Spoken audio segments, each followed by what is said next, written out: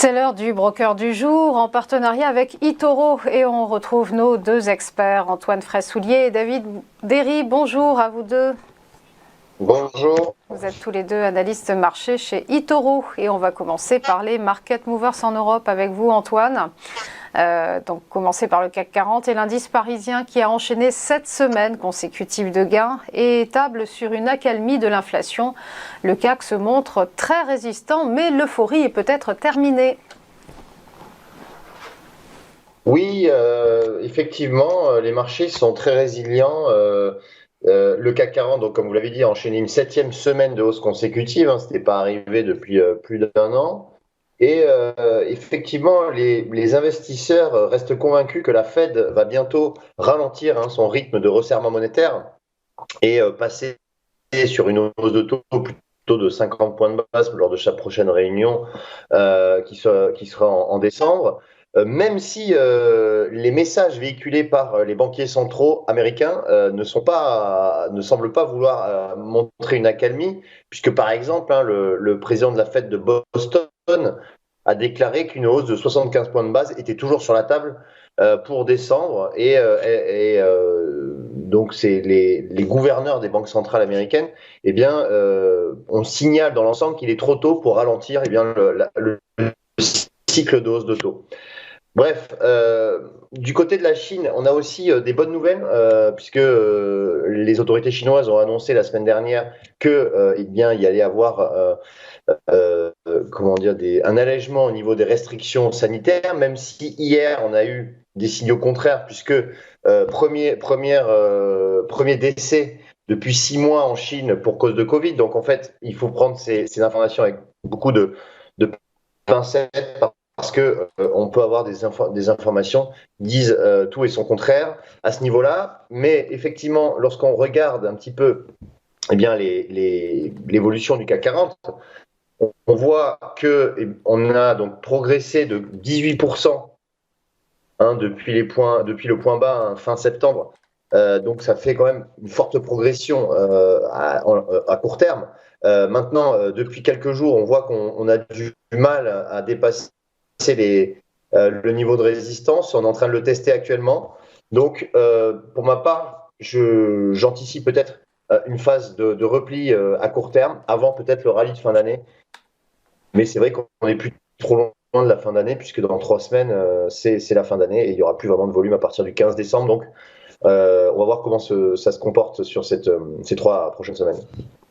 On passe à la FDJ et lors de sa journée investisseur, le leader des jeux de hasard a mis l'accent sur 2 priorités, la digitalisation et la croissance externe.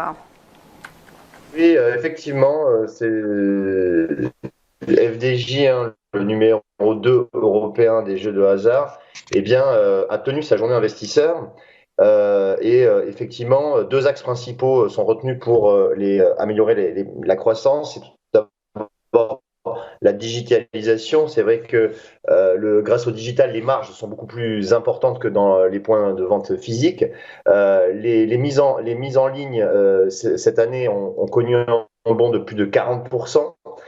Et le groupe estime que jusqu'à 2025, il doit y avoir une progression entre 20 et 30%. Donc c'est une priorité pour le groupe. Et deuxième priorité, c'est la croissance externe, c'est-à-dire des acquisitions. Donc la FDJ a déjà mis la main, enfin essaye de mettre la main, parce que c'est pas encore finalisé, sur The Turf, qui est le numéro 2 français des paris hippiques.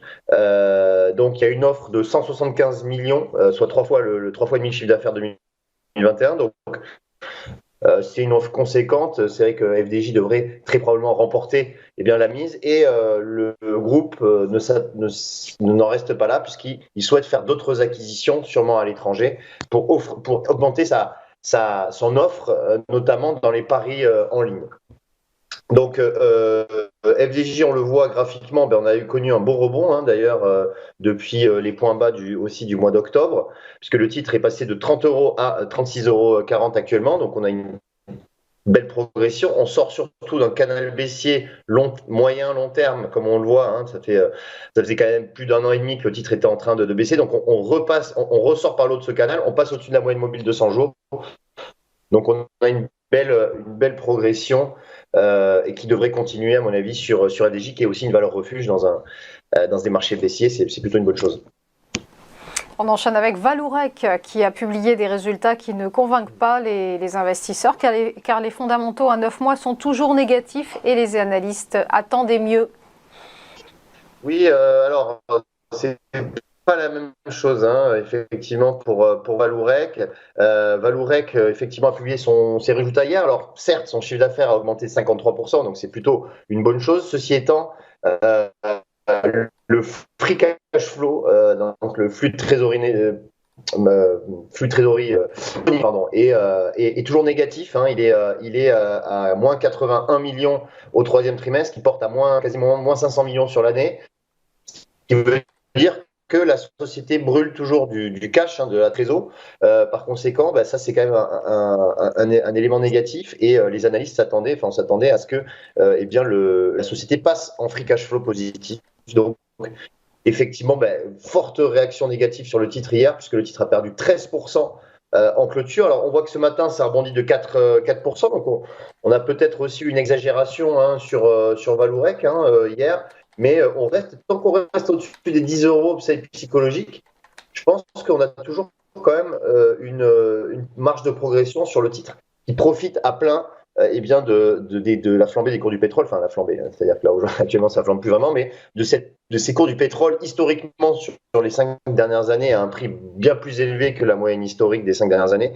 Et donc, à mon sens, Vallourec devrait quand même s'améliorer dans les prochains trimestres.